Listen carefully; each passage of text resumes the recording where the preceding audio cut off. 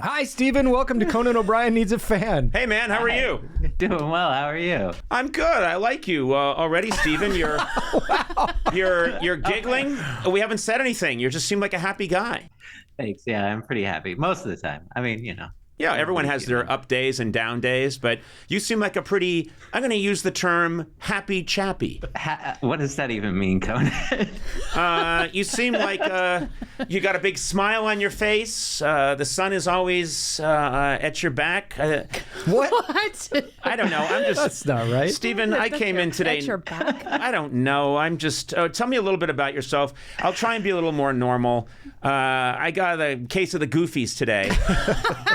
Yeah, apparently. And I'm just covered in, goofy goo, and I don't know what to do. Oh, God. But Stephen, help me a little bit about yourself. Let's make it about you, and then back to me, and then we'll stick on me. Yeah, cool. Stephen, your name is Stephen, and where are you coming from, sir? I'm in Silver City, New Mexico. Oh, Silver City, New Mexico. Okay, very cool. Yeah. I love New Mexico. I think that's an amazing place. I love that whole area of the United States. Absolutely gorgeous. Oh, yeah. It's the foothills of the Gila Wilderness here. Yeah. I grew up in Boston and Massachusetts, and when I got out to the real Southwest for the first time as a young man in my early 20s, it blew my mind. I just saw a whole different world and felt liberated. So that was pretty cool.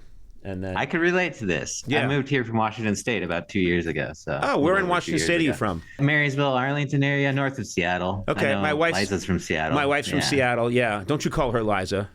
No, sorry. You're to call her Dame O'Brien. She's Dame O'Brien. So Dame O'Brien married someone covered in goofy goo? in goofy goo. Okay. Yeah, she took a real step down. I see. Yeah, her father, the Archduke, said this is a terrible mistake. So you're from Silver City, New Mexico, and what do you do, Stephen? I'm an astrologer and a jeweler. Astrologer and jeweler. Are those two separate things, or in your opinion, do you meld the two in your jewel making? Yeah, I absolutely meld the two. I make talisman jewelry, so I do bespoke custom pieces for people based on their astrology. Wow, that's cool. So I guess you interview people first, you ask them a bunch of questions, you learn about them, and then you try and make a piece. Maybe you work with them and make a piece that fits their spiritual vibe. Is that? Yeah, I mean, spiritual vibe, I guess you could say that. Well, no, why don't you use your terminology? Again, I'm covered in goofy goo, so don't listen to me. I don't trust your terminology at all. Yeah, it starts with an astrology reading, and so I do a birth chart reading with somebody. We go over what their intentions are in this lifetime, which is what I see the astrology chart can help us see, and then through that reading, learn about them, and then we all have our strengths, weaknesses, things like that. And with working with the stones and the metals, I can collaborate with that and create something that helps them really live what they want to live in this life. That's neat. So clearly you're a very spiritual person. Yeah, I would say so. I definitely would say so. Are there other jewelers in town that do the same kind of thing, that you're competing with? No, there's other jewelers who do this kind of thing, but not in town. Actually, I'm the only jeweler with a shop here in Silver City. That's fantastic. So when people come into your shop, you can say to them, hey, what are you going to do? Go somewhere else? Yeah. I don't think so. Yeah. You should be. If I were you, if I had the only jewelry shop in town, I'd be an incredible dick about it. Yeah, you would. I would. I know. You would. Yeah. Hey! Just the second they walk in, what are you gonna do?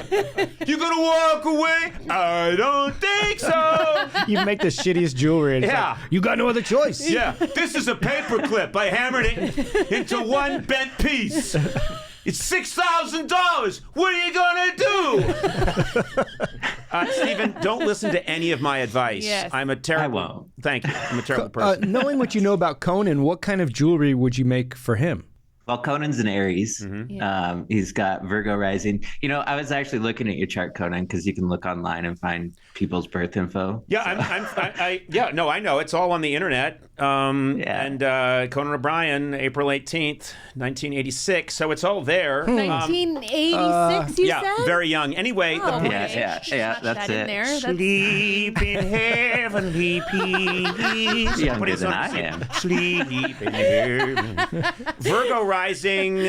What can you tell me about myself? Well, so one of the interesting things I saw on your chart is you have Saturn-Moon conjunction in your 6th house. Yeah, that's obvious. And the second you see it. it's so obvious. Well, the thing that's obvious about it is, you talk a lot about your self-esteem and self-worth and how hypercritical you are of yourself. I've heard you speak of this. And this is one of the things that conjunction in your 6th house would speak to. Also, Virgo rising, super analytical person in general. This is interesting. This is one of the things. It's all confirmed by.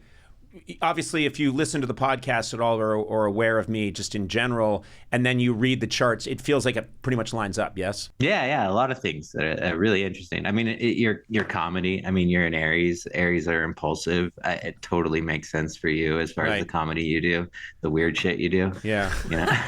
I don't know that I'd call it weird shit.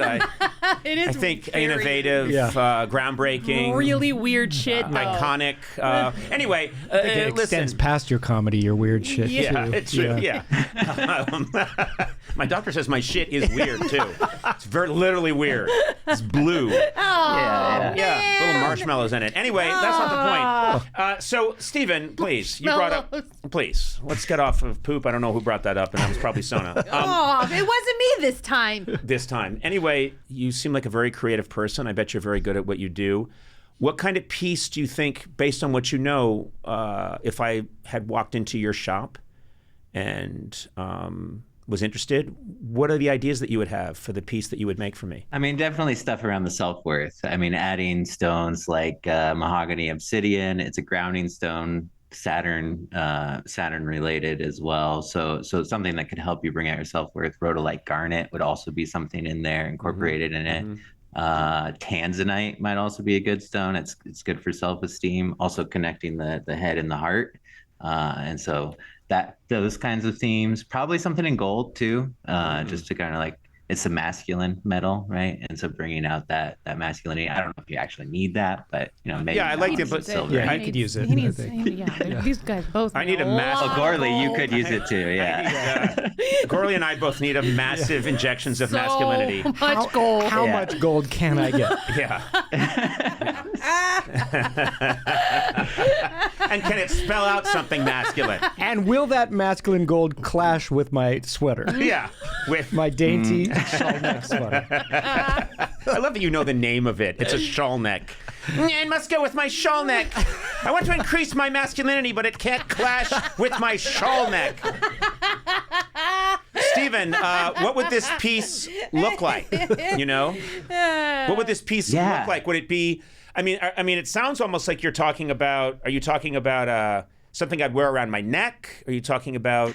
What are you thinking? Yeah, I'm thinking something around your neck. I mean, I wouldn't be like Flava Flav, some huge piece, right? Like I want it to be. I want it to be a clock because I know what time it is. Yeah. So. Well, that's Saturn rules time. So there you go.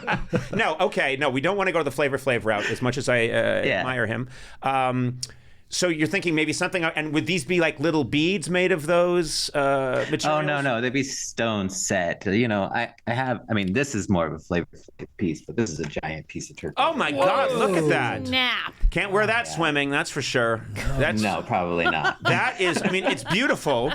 It's gorgeous. Yeah. It looks like something B. Arthur would have worn late in life before her back gave out. But I'm thinking something smaller and more subtle, like what I'm wearing here. That's very cool. That's very cool. Piece. Yeah. I would commission something from you, and what I'm interested in is I really want it to represent the podcast.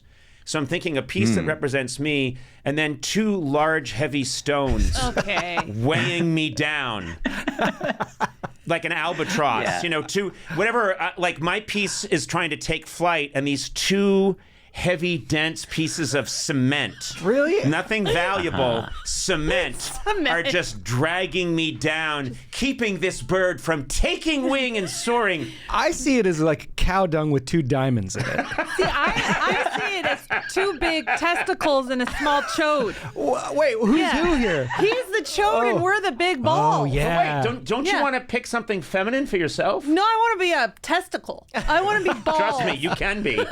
There are many days where you come in and you are just just I'm like, wow, she's a testicle today. Yeah, and You wanna be a you're a testicle. chode. Ask a You're testicle. you know, it's there, but we're there. You know, Okay, well, I don't like that you made mine small. I think it's small and fat. It's chode. Okay, this is just not an accurate representation. Okay. I've often said my penis is me. It's very long, thin, and filled with worry.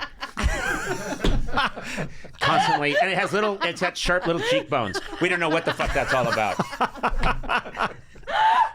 Can you do that, Stephen? Yeah, sure. That sounds great.